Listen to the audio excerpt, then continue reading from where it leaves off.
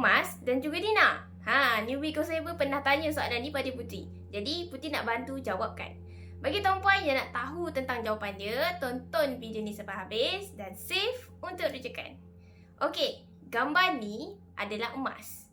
Tapi emas ni ada banyak kelas, depan, tengah dan belakang.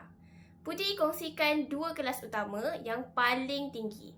Satu, emas 999.9. Maksudnya, dalam satu logam emas tersebut, ada 99.9% emas tulik. Yang second ni pula adalah emas 916. Maksudnya, dalam satu bongkah emas tu, ada ketudinan emas sebanyak 91.6%. Jadi, kat sini, macam mana kita nak identify pula kedua-dua ni dari segi bentuk rupa dia sendiri?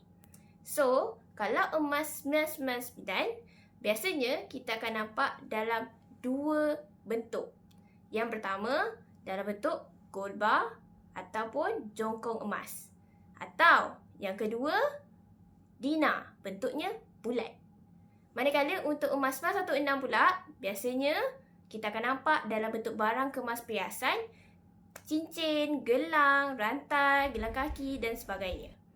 So, sekarang dah tahu kan apa beza emas, apa beza Dina, apa beza gold bar. Okey?